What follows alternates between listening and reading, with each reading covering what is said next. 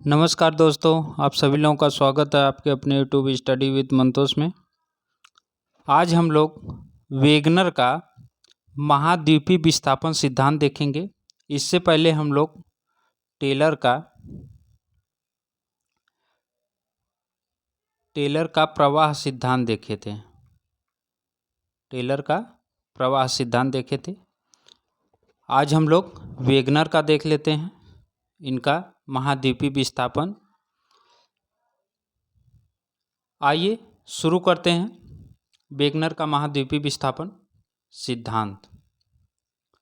ठीक। Professor Alfred Wegener Germany के प्रसिद्ध जलवायु तथा भूगर्भवेत्ता थे। ये कहाँ के थे? तो ये जर्मनी के थे। ठीक, ये जर्मनी के निवासी थे। इनका पूरा नाम क्या था? Alfred Wegener. ठीक, और ये जलवायुवेत्ता भी थे और भूगर्भवेत्ता भी थे। ठीक, वेगनर ने अपने सिद्धांत का प्रतिपादन 1912 ईस्वी में किया था। कब किया था? 1912 ईस्वी में। ठीक, और टेलर ने 1910 ईस्वी में किया था। ठीक, और ये 1912 ईस्वी में। परंतु इसका विवेचन 1915 तथा 1920 में हुआ। इसका विवेचन 1915 और 1920 में हुआ, क्योंकि प्रथम विश्व युद्ध के कारण इस सिद्धांत की ओर लोगों का ध्यान आकर्षित नहीं हो पाया। उस समय प्रथम विश्व युद्ध चल रहा था, इसलिए इनका जो सिद्धांत था इस पे कोई ध्यान आकर्षित नहीं कर पाया। ठीक, आगे। महासागरों की तली तथा महाद्वीपों की स्थिरता की संकल्पना को गलत प्रमाणित करने के लिए वेगनर ने अपनी प्रतिस्थापना परिकल्पना मतलब डिस्प्लेसमेंट थ्योरी, इसे इंग्लिश में बोलते हैं डिस्प्लेसमेंट थ्योरी या प्रतिस्थापना परिकल्पना, ठीक, या प्रतिस्थापन परिकल्पना का प्रतिपादन किया। महासागरों की तली, किसकी? महासागरों की तली, बहुत इंपॉर्टेंट लाइन है ये। महासागरों की तली और महाद्वीपों की स्थिरता, महाद्वीपों की स्थिरता की संकल्पना को गलत प्रमाणित करने के लिए वेगनर ने अपनी प्रतिस्थापना परिकल्पना का प्रतिपादन किया। क्यों किया? क्योंकि महासागरों की तली और महाद्वीपों की स्थिरता की जो संकल्पना पहले से मिली थी उसे गलत साबित करने के लिए इन्होंने प्रतिस्थापना सिद्धांत मतलब डिस्प्लेसमेंट थ्योरी को लाए थे। वेगनर के सामने मूलभूत समस्या थी जलवायु संबंधी परिवर्तन। क्या समस्या थी? जलवायु संबंधी परिवर्तन। ठीक, समस्या थी जलवायु संबंधी परिवर्तन। भूमंडल पर अनेक क्षेत्रों में ऐसे प्रमाण मिले हैं जिनके आधार पर ज्ञात होता है कि एक ही स्थान पर जलवायु में समय समय पर अनेक परिवर्तन हुए हैं। जलवायु में समय समय पर अनेक परिवर्तन हुए हैं, ऐसे बहुत से स्थान मिले हैं। इन परिवर्तन को दो रूपों में स्पष्ट किया जा सकता है। इसको दो रूपों में स्पष्ट किया जा सकता है। वो कौन कौन से रूप हैं? आइए देखते हैं। इसमें पहला है यदि स्थल भाग एक जगह पर स्थिर रहे हो तो जलवायु कटिबंधों का क्रमशः स्थानांतरण हुआ होगा। मतलब कि यदि स्थल भाग एक जगह पर स्थिर रहे हो तो जलवायु कटिबंधों का स्थानांतरण हुआ होगा, मतलब वहाँ पे जलवायु परिवर्तन हुआ होगा, जिस कारण कभी शीत, कभी उष्ण तथा शुष्क एवं कभी उष्णार्ध जलवायु का आगमन हुआ होगा। परंतु ऐसे स्थानांतरण के प्रत्यक्ष प्रमाण मिलते हैं। अच्छा, इसके प्रमाण भी मिलते हैं कि जब स्थल भाग स्थिर रहा होगा तो जलवायु कटिबंध में स्थानांतरण हुआ होगा। उसके बाद कभी शीत ऋतु, कभी उष्ण, कभी शुष्क, कभी उष्णार्ध, ऐसी जलवायु का आगमन हुआ होगा। ठीक, ऐसा प्रत्यक्ष प्रमाण मिलता है स्थानांतरण का। और दूसरा क्या है, दूसरे में कहते हैं कि यदि जलवायु कटिबंध स्थिर रहे हों तो स्थल भागों का स्थानांतरण हुआ होगा। इससे पहले बताया कि स्थल भाग का जो स्थिर रहे होंगे तो जलवायु कटिबंध का स्थानांतरण हुआ होगा, लेकिन इसमें बता रहे हैं कि यदि जलवायु कटिबंध स्थिर रहे हों तो स्थल भाग का स्थानांतरण हुआ होगा। वेगनर ने स्थल के अस्थायित्व को पूर्णतः अस्वीकार किया है। वेगनर ने स्थल के अस्थायित्व को पूर्णतः अस्वीकार किया है तथा उनके स्थानांतरण प्रवाह में विश्वास किया है। मतलब वो बताते हैं जो स्थल भाग है वो अस्थायी तो नहीं है, ठीक, उसका स्थानांतरण हुआ है, उसका प्रवाह हुआ है, उसका विस्थापन हुआ है, ऐसा वो मानते हैं। ठीक, आगे अब उनके सिद्धांत का जो प्रधान रूप है, अब उनका सिद्धांत क्या है ये देखिए। ठीक, उनका सिद्धांत, उसका प्रारूप क्या है देखिए। ये होगा वेगनर। वेगनर ने पूर्व जलवायु शास्त्र, पूर्व वनस्पति शास्त्र, भूगर्भ शास्त्र तथा भूगर्भ शास्त्र के प्रमाणों के आधार पर यह मान लिया कि कार्बोनिफेरस, कब, कार्बोनिफेरस युग में समस्त स्थल भाग के रूप में संलग्न थे। बताते हैं कि जलवायु शास्त्र, पूर्व वनस्पति शास्त्र, भूशास्त्र तथा भूगर्भ शास्त्र के प्रमाणों के आधार पर यह मान लिया जाता है कि कार्बोनिफेरस युग में समस्त स्थल भाग के रूप में संलग्न था। ठीक, कार्बोनिफेरस युग में समस्त स्थल भाग जो है वो एक रूप में संलग्न था। इस स्थल भाग का नामकरण पैंजिया किया है। उसी स्थल भाग को इन्होंने बताया कि इसका नाम पैंजिया है। ठीक, क्या नाम है, पैंजिया। ठीक, पैंजिया। अब आगे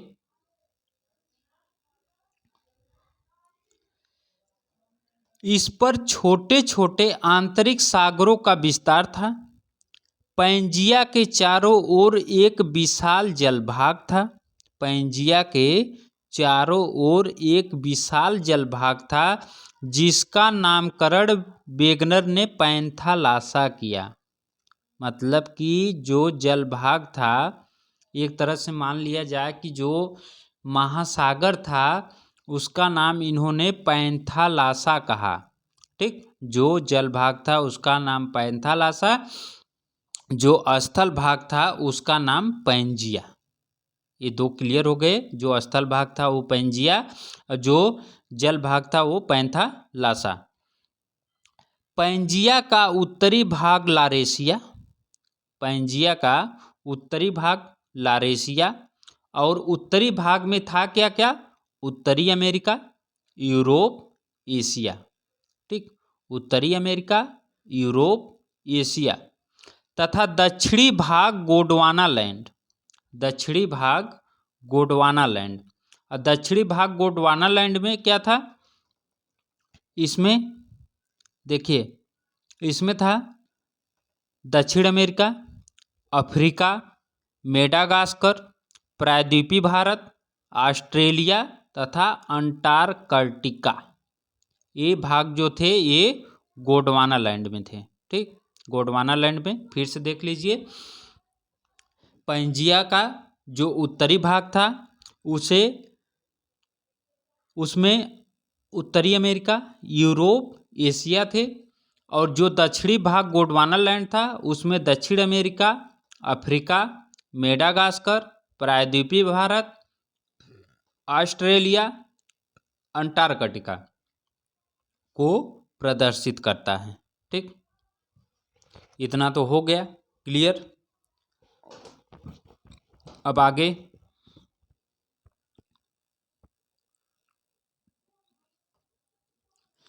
पैंजिया में 3 परतें थीं। पैंजिया में 3 परतें थीं और कौन कौन सी 3 परतें थीं देखिए। ऊपरी परत सियाल, मध्यवर्ती भाग सीमा तथा केंद्र भाग जो है वो नीफे माना जाता है। इससे पहले भी मैं इसके बारे में चर्चा किया था कि ऊपरी भाग सियाल, मध्यवर्ती भाग सीमा तथा केंद्र भाग नीफे। ठीक, और इसे इंग्लिश में क्रस्ट, मेंटल और कोर भी बोलते हैं। ठीक, ये हो गए। और यही बात इन्होंने भी माना कि ऊपरी भाग सियाल, मध्यवर्ती भाग सीमा तथा केंद्र भाग नीफे। सियाल बिना किसी रुकावट के सीमा पर तैर रहा था। ये भी बताते हैं कि सियाल बिना किसी रुकावट के सीमा पर तैर रहा था। ठीक, ये क्लियर हुआ इतना। आगे कार्बोनिफेरस युग में दक्षिण ध्रुव अफ्रीका में, कार्बोनिफेरस युग में दक्षिण ध्रुव जो था वो अफ्रीका में था। अफ्रीका में जो वर्तमान डरबन मतलब नेपाल, नेपाल में डरबन के पास पैंजिया के मध्य में, डरबन के पास पैंजिया के मध्य में था। ठीक, कार्बोनिफेरस युग में दक्षिणी ध्रुव जो था वो अफ्रीका में, इस समय वर्तमान का डरबन यानी नेपाल के पास पैंजिया के मध्य में था। ठीक, जो ये डरबन था नेपाल, ये पैंजिया के मध्य भाग में था। ठीक, आगे वेगनर के सिद्धांत का कार्य कार्बोनिफेरस युग से प्रारंभ होता है। वेगनर के सिद्धांत का कार्य कार्बोनिफेरस युग से प्रारंभ होता है। ठीक, कार्बोनिफेरस युग से प्रारंभ होता है। आगे चलकर पैंजिया का विभाजन हो गया, आगे चलकर पैंजिया का विभाजन हो गया तथा स्थल भाग एक दूसरे से अलग हो गए। कार्बोनिफेरस युग में पैंजिया का विभाजन हुआ और जो स्थल भाग थे एक दूसरे से अलग हो गए। परिणाम स्वरूप महासागरों तथा महाद्वीपों का वर्तमान रूप प्राप्त हुआ। कब वर्तमान रूप प्राप्त हुआ? तो कार्बोनिफेरस युग में। ठीक, कब वर्तमान रूप प्राप्त हुआ? तो कार्बोनिफेरस युग में। ठीक, क्लियर हुआ? किसका वर्तमान रूप? महासागर और महाद्वीप का। आगे अब सिद्धांत के पक्ष में प्रमाण। अब सिद्धांत के पक्ष में क्या प्रमाण था देखिए। भूगर्भिक बनावट, जलवायु तथा वनस्पतियों के वितरण के आधार पर वेगनर ने प्रमाणित करने का प्रयास किया कि प्रारंभ में सभी स्थल भाग पैंजिया के रूप में थे। वही बात जो ये प्रमाणित करते हैं किसके आधार पे? जलवायु के आधार पे, वनस्पति के आधार पे और भूगर्भिक बनावट के आधार पर। ये प्रमाणित करते हैं कि जो प्रारंभ में सभी स्थल भाग थे वो पैंजिया के रूप में थे। वेगनर का कहना है कि वर्तमान महाद्वीप को छोड़कर पैंजिया का रूप दिया जा सकता है। वर्तमान महाद्वीपों को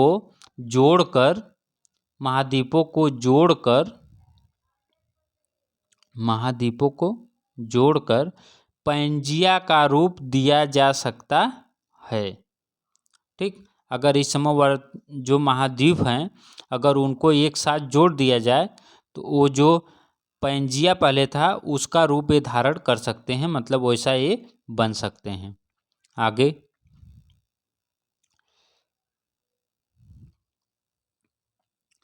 वेगनर के अनुसार अंध महासागर के दोनों तटों पर भौगोलिक एकरूपता पाई जाती है। भौगोलिक एकरूपता पाई जाती है। दोनों तट एक दूसरे से मिलाए जा सकते हैं। जो दोनों तट थे वो एक दूसरे से मिलाए जा सकते हैं। जिस तरह किसी वस्तु के दो टुकड़े करके पुनः मिलाया जा सकता है, जिसे जिग्सा फिट के नाम से जाना जाता है। जिग्सा फिट ये पूछा हुआ प्रश्न है। ठीक, जिग्सा फिट। ठीक, आगे। उसी प्रकार उत्तरी अमेरिका के पूर्वी तट को यूरोप के पश्चिमी तट से उत्तरी अमेरिका के पूर्वी तट को यूरोप के पश्चिमी तट से तथा दक्षिण अमेरिका के पूर्वी तट को अफ्रीका के पश्चिम तट से मिलाया जा सकता है। किससे किसको मिलाया जा सकता है? उत्तरी अमेरिका के पूर्वी तट को यूरोप के पश्चिमी तट से, दक्षिण अमेरिका के पूर्वी तट को अफ्रीका के पश्चिमी तट से क्या किया जा सकता है? इसे मिलाया जा सकता है।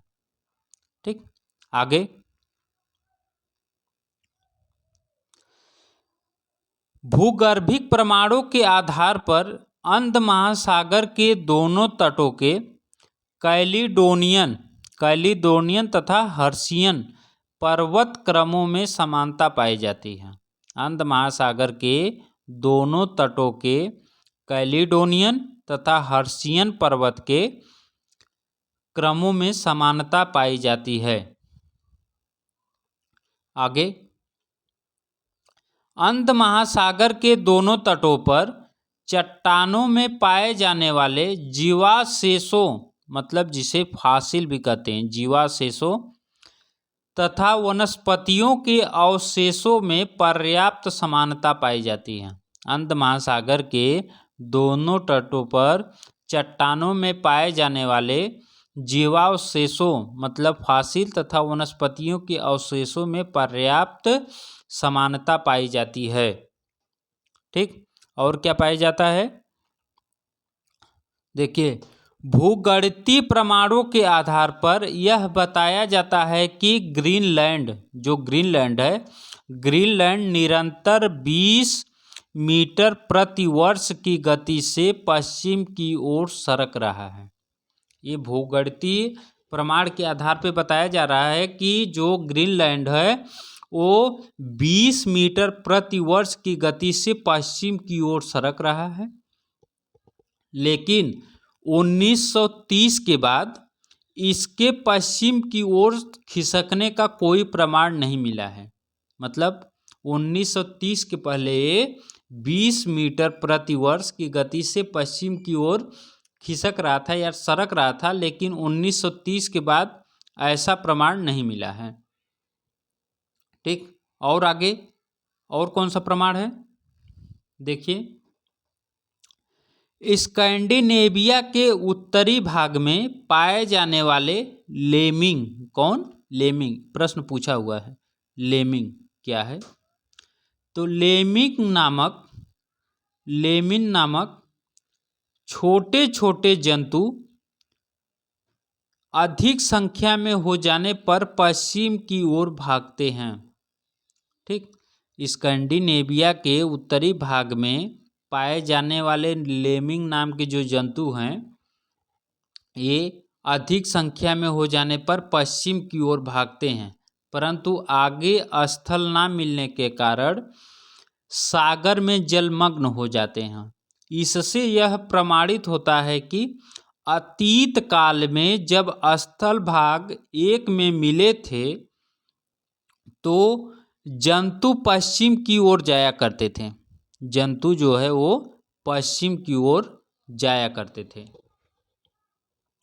आगे, विस्थापन संबंधी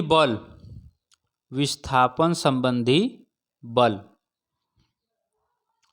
वेगनर के अनुसार जब पैंजिया में विभाजन हुआ तो उसमें 2 दिशा में विस्थापन हुआ था।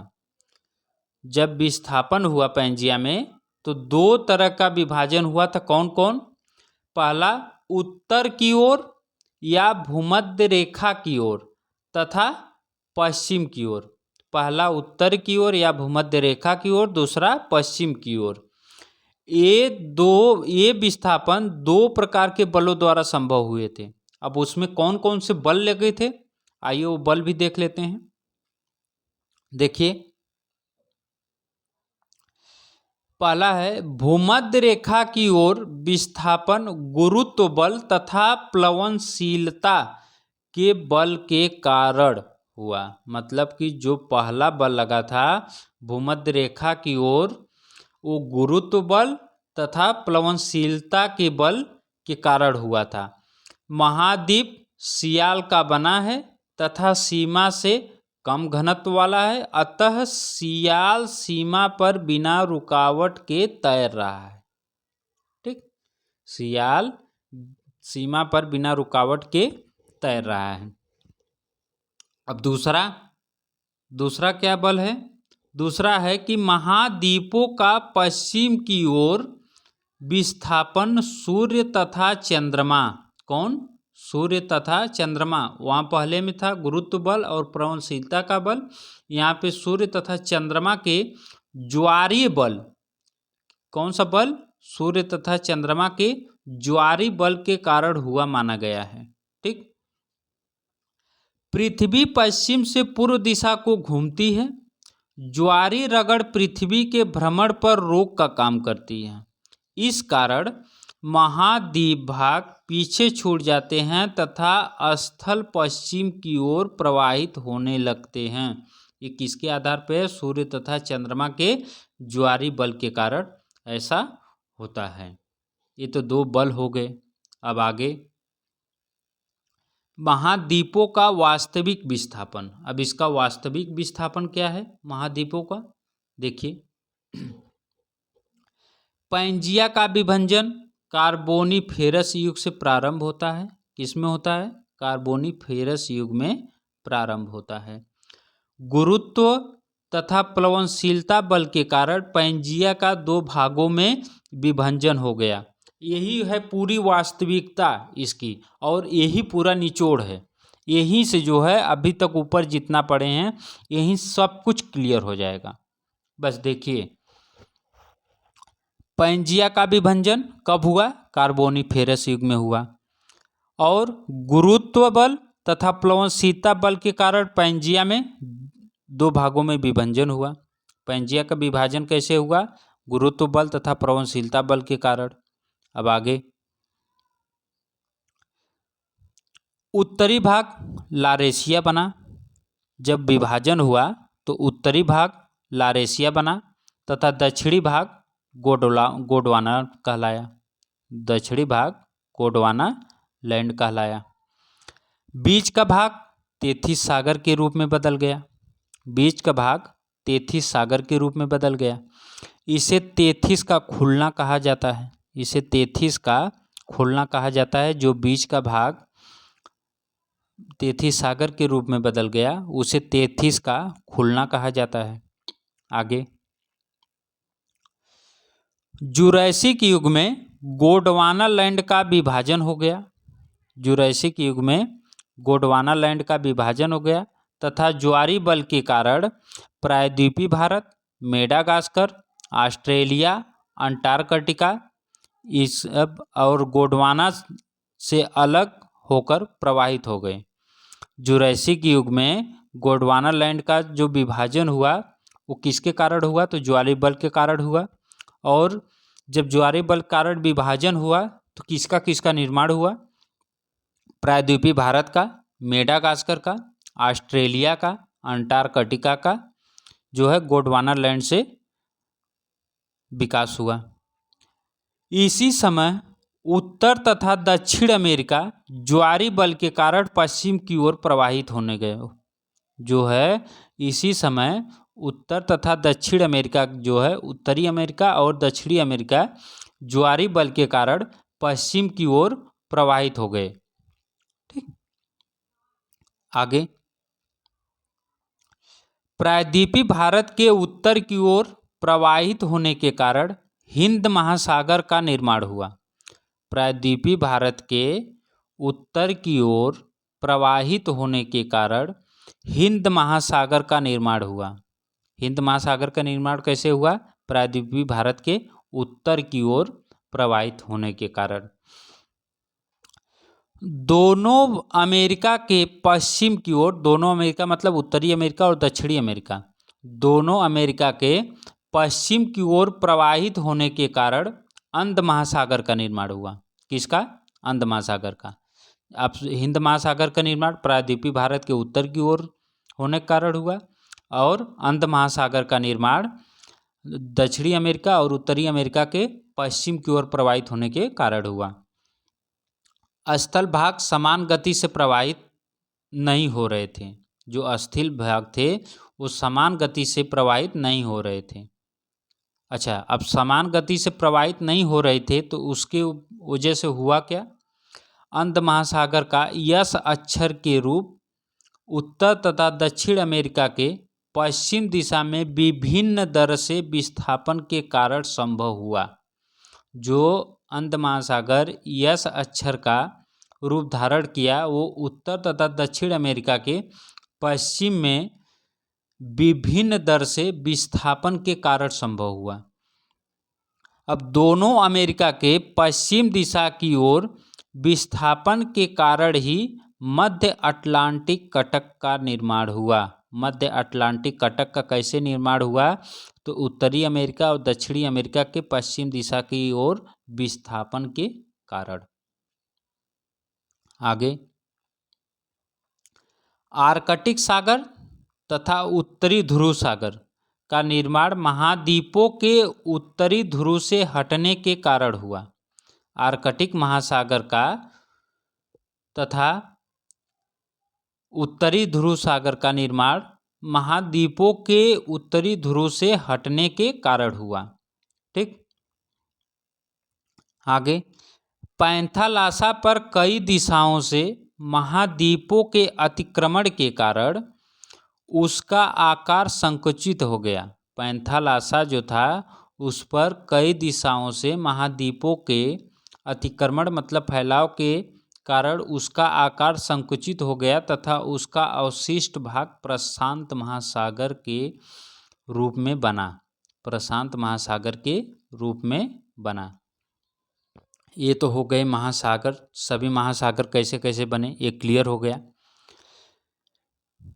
इस तरह स्थल तथा जल का वर्तमान रूप प्लायोसीन युग तक पूर्ण हो गया था। कब तक?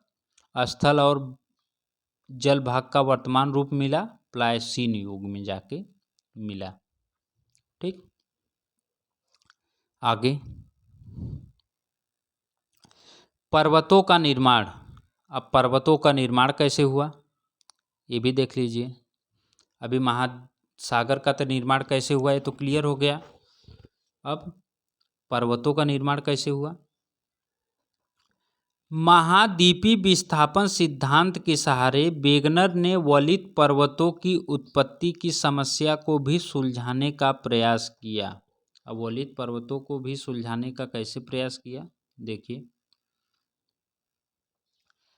जब उत्तर तथा दक्षिण अमेरिका पश्चिम दिशा की ओर प्रवाहित हो रहे थे, जब उत्तर तथा दक्षिण अमेरिका मतलब उत्तरी अमेरिका और दक्षिणी अमेरिका पश्चिम की ओर प्रवाहित हो रहे थे तो सीमा द्वारा रुकावट के कारण इस महाद्वीपों के पश्चिमी किनारे वलित हो गए।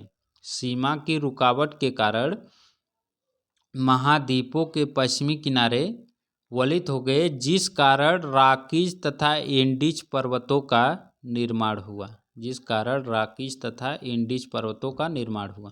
अच्छा, अब यहीं पर वो यही चीज़ तो गलत बता दिए थे, इसीलिए इनका जो है कि उल्लंघन हुआ है यहाँ पे मतलब लोग इनकी आलोचना की। आलोचना क्या की कि ये बताए, इसके पहले ये बताए थे कि सियाल जो है बिना रुकट, ये जो सियाल है, सियाल बिना रुकावट के बिना रुकावट के इस सीमा पर तैर रहा था, बिना रुकावट के सीमा पर तैर रहा था।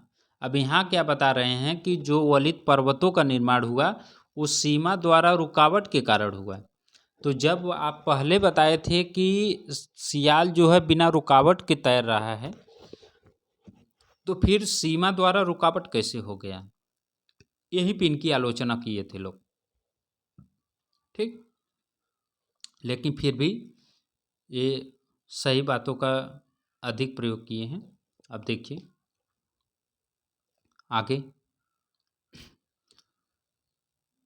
सीमा द्वारा रुकावट के कारण महाद्वीपों के पश्चिमी किनारे वलित हो गए, जिस कारण रॉकीज तथा इंडीज पर्वतों का निर्माण हो गया। ये तो हो गया। ठीक, अब आगे, इसी तरह यूरेशिया, अफ्रीका तथा प्रायद्वीपीय भारत की भूमध्य रेखा की ओर प्रवाहित, उस समय भूमध्य रेखा तेथिस सागर से होकर गुजरती थी। उस समय भूमध्य सागर जो था वो तेथिस सागर से होकर गुजरता था। ठीक, तो इस तरह यूरेशिया, अफ्रीका तथा प्रायद्वीपीय भारत की भूमध्य रेखा की ओर प्रवाहित होने तथा एक दूसरे की ओर सरकने के कारण तेथिस भूसन्नति मोड में बदल गई, जिस कारण टर्शियरी युग की अल्पाइन पर्वत श्रेणियों का निर्माण हुआ। अल्पाइन पर्वत श्रेणियों का निर्माण हुआ, जिसमें हिमालय पर्वतों का निर्माण हुआ। ठीक, आगे, ये तो पर्वत संबंधी हो गए, पूरा क्लियर हो गया। अब इसमें एक और जो टॉपिक है छोटी सी, इसको भी देख लेते हैं। समुद्र द्वीपीय चाप की उत्पत्ति कैसे हुई। ठीक, समुद्र द्वीपीय चाप की उत्पत्ति कैसे हुई, ये भी इसी का एक भाग है, इसको भी देख लीजिए, क्लियर हो जाएगा। ठीक, समुद्र द्वीपीय चाप तथा तोरड़, समुद्र द्वीपीय चाप तथा तोरड़ की उत्पत्ति का कारण महाद्वीपों की विस्थापन गति में शिथिलता का होना बताया गया है। जो समुद्री द्वीपीय चाप बने हैं वो महाद्वीपों की गति में शिथिलता के कारण बताया गया है। ठीक, जब एशिया का स्थलीय भाग पश्चिम की ओर प्रवाहित हो रहा था, जब एशिया का स्थलीय भाग पश्चिम की ओर प्रवाहित हो रहा था, उस समय इसका कुछ भाग प्रायद्वीपीय विस्थापन का साथ नहीं दे पाया।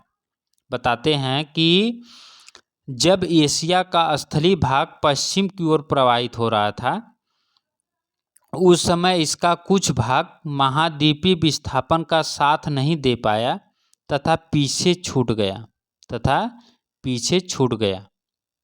ठीक, तथा साखालिन, क्यूराइल, जापान, फिलीपाइन आदि द्वीपों का निर्माण हुआ। सखालिन, क्यूराइल, जापान, फिलीपाइन आदि द्वीपों का निर्माण हुआ।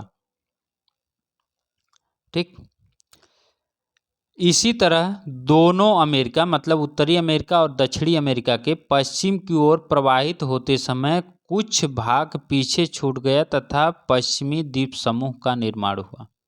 इसी वजह से पश्चिमी द्वीप समूह का भी निर्माण हुआ। किसके कारण?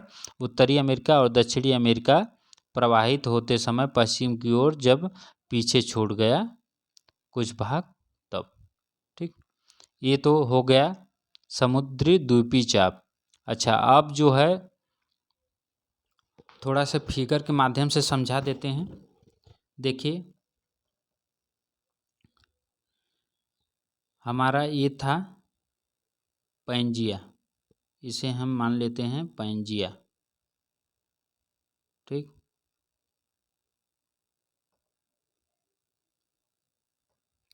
ये हो गया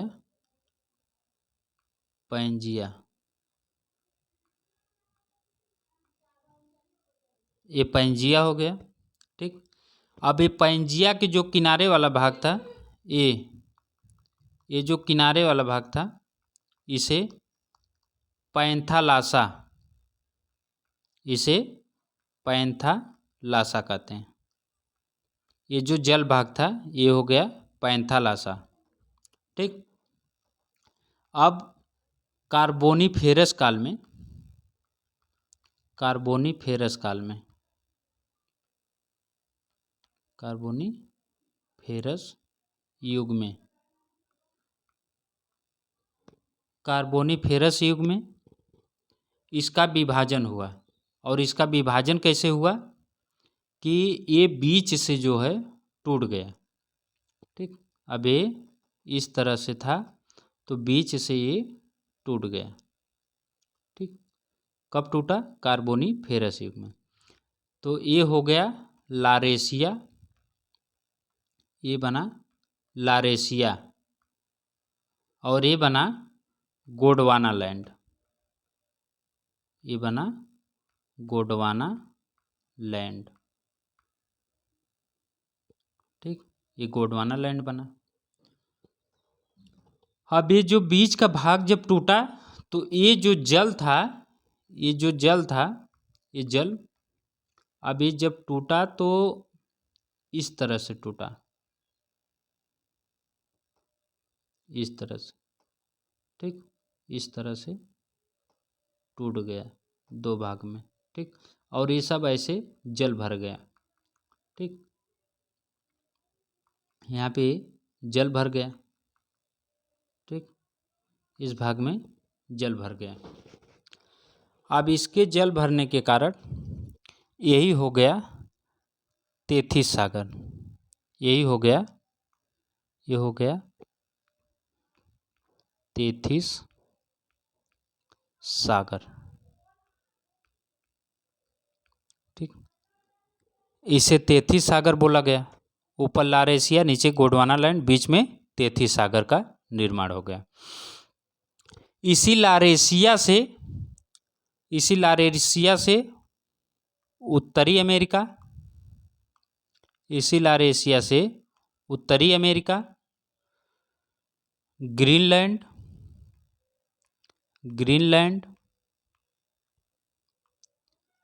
यूरोप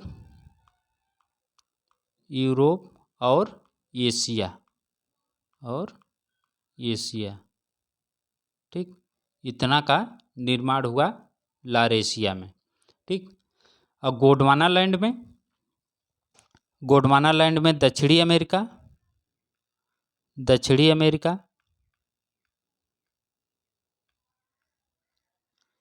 अफ्रीका, दक्षिणी अमेरिका, अफ्रीका, मेडागास्कर,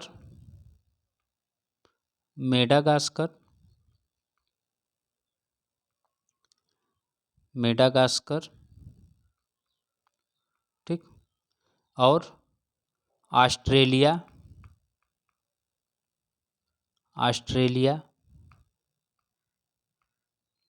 और प्रायद्वीपीय भारत और अंटार्कटिका। ठीक, अंटार्कटिका। इतना का जो है निर्माण हुआ किससे? गोंडवाना लैंड से। ठीक, इस गोंडवाना लैंड से। उसके बाद फिर जो है जुरासिक युग में परिवर्तन हुआ, बहुत सारे युगों में परिवर्तन हुआ, और कुछ का जो है पश्चिम की तरफ खिसका हुआ, कुछ उत्तर की तरफ खिसका हुआ। ठीक, तो इसके वजह से जो है अंध महासागर और हिंद महासागर, और जो बचा खुचा इसका जो कुछ बचा भाग था वो प्रशांत महासागर का भाग बना। ठीक, जो बचा भाग था वो प्रशांत महासागर का भाग बना। ऐसे ऐसे जाके महासागर और महाद्वीपों का निर्माण हुआ। आज महाद्वीप महासागर वेगनर महोदय के अकॉर्डिंग मैं क्लियर कर दिया। जिसको न समझ में आए, ये 2-3 बार वीडियो अगर देखेगा तो पूरा क्लियर हो जाएगा। ठीक, और न समझ में आए तो कमेंट बॉक्स में मुझे कमेंट करिएगा, मैं फिर से बताने की कोशिश करूँगा। और आज के लिए बस इतना ही। Thank you for watching. अच्छा लगे तो लाइक, सब्सक्राइब और शेयर करना न भूलें। ठीक, बस आज के लिए इतना ही है। फिर मिलेंगे नेक्स्ट वीडियो में, तब तक के लिए नमस्कार।